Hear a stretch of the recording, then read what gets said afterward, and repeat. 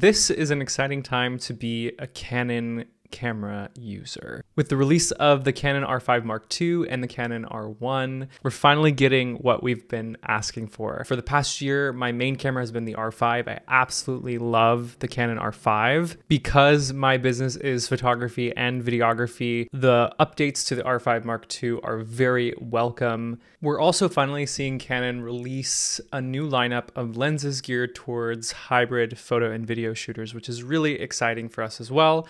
One of them being the long-awaited Canon RF 35mm f1.4. One thing I really love about this lens is the size and the weight. You can see it here paired with my Canon R5. It's small and light, and it just feels great to use.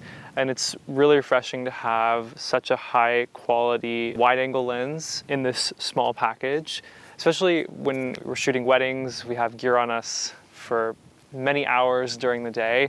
It's really nice to have a small, compact kit like this. Here it is, finally, the Canon RF 35mm f1.4 L VCM lens. This is a full frame format lens with an aperture of f1.4 to f16. It has a new voice coil motor, which is a new focusing mechanism.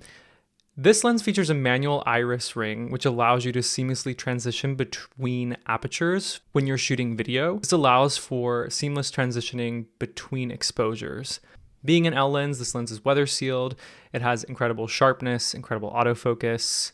I've used this lens on a couple of weddings recently, and my favorite thing about it is actually the size and the weight. This is Maverick. He's going to be a part of the video now.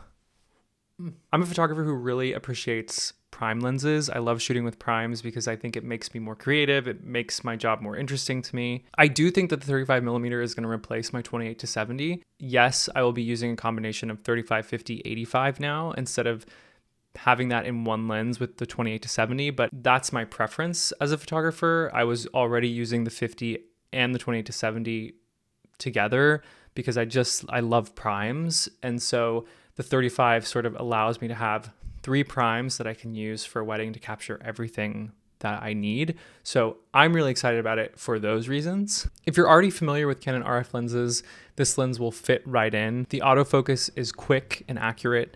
The lens is really sharp, even wide open at f1.4. Another great thing about this lens is it's priced at $14.99 US. So while it is still priced as a professional lens, it's not as expensive as some other lenses like the 50 or 85 from Canon. If you like 35mm lenses, you will love this 35mm. 35mm is a classic focal length. A lot of people love that focal length.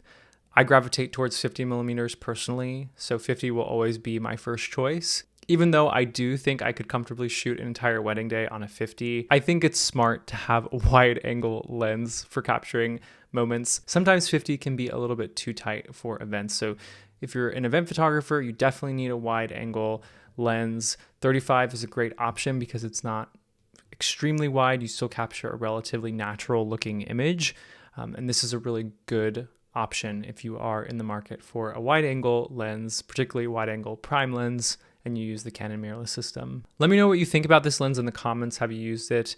Is 35mm a lens you enjoy? What focal length really speaks to you? I'm curious to know. Leave me a comment, say hi. If you enjoyed this video, please give it a like. If you're new to the channel, consider subscribing. I'd love to see you at the next video. Thank you as always for watching, and I'll see you soon. Bye.